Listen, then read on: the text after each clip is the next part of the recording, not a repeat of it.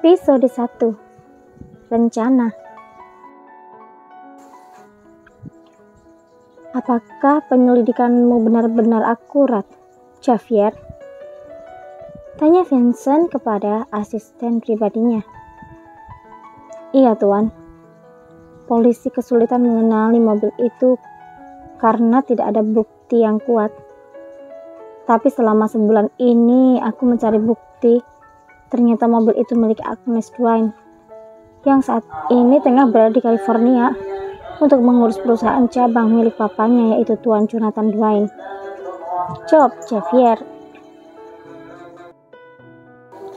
Vincent mengangguk. Dia berusaha tenang agar emosinya tidak mencuat keluar saat ini. Juga ketika mengetahui siapa yang menabrak Sonia, wanita yang begitu berarti dalam hidup Vincent, kekasih yang telah dipacarinya selama 3 tahun itu. Apakah Anda akan melaporkan pada polisi, Tuan? Tidak. Kalau dia hanya di penjara, itu tidak akan menyiksanya. Aku akan membuat rencana untuk wanita itu agar dia bisa merasakan hancur sehancur-hancurnya.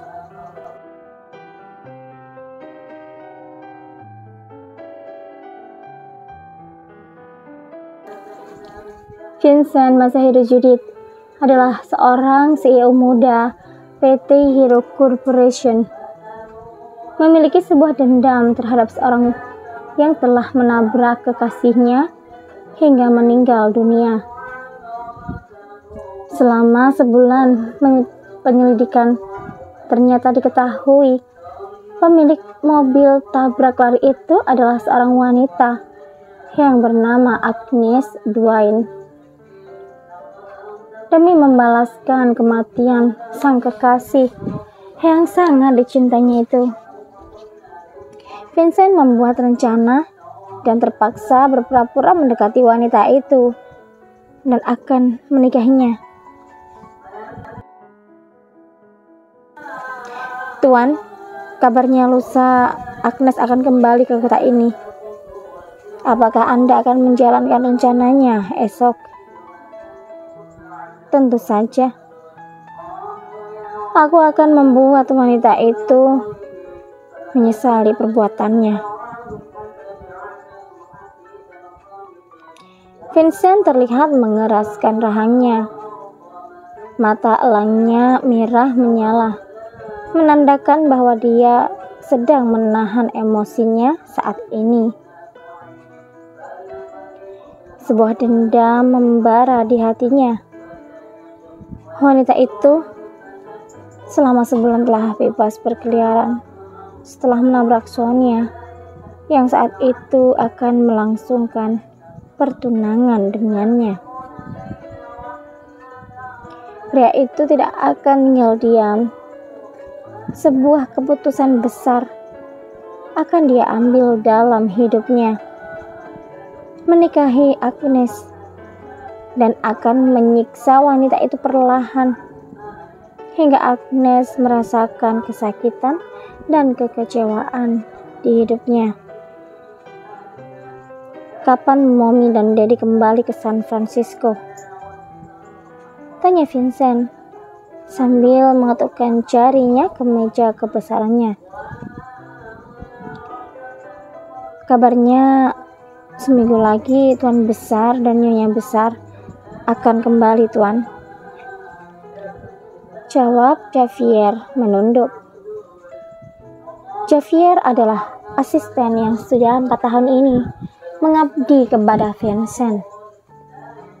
Pria itu menyadari jika atasannya itu dulunya begitu hangat dan ramah.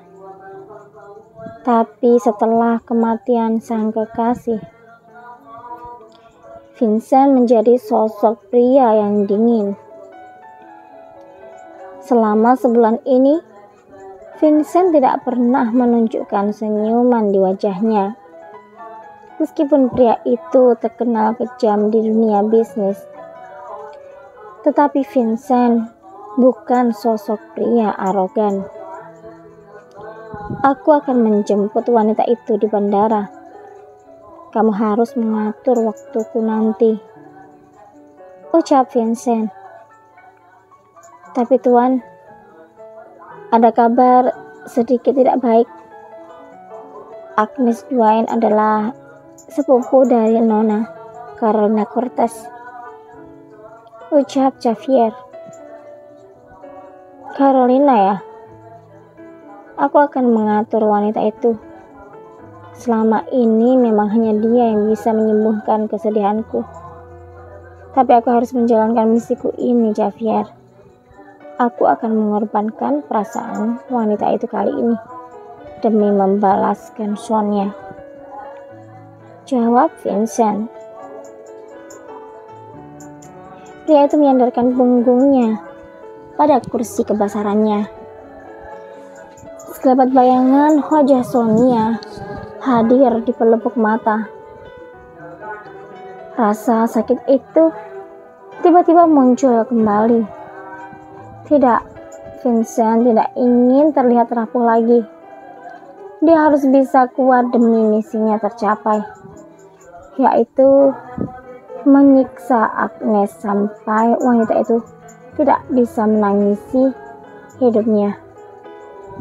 Vincent menatap foto wanita yang berada di meja kerjanya.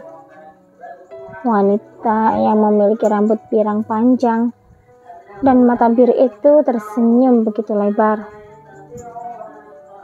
Sungguh, Vincent tidak pernah bisa mengalihkan pandangannya dari wanita cantik itu. Aku akan membalaskan kesakitanmu, sayang. Akan kubuat wanita itu menderita dan sakit hati.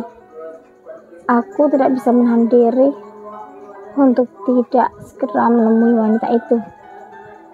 Bersambung.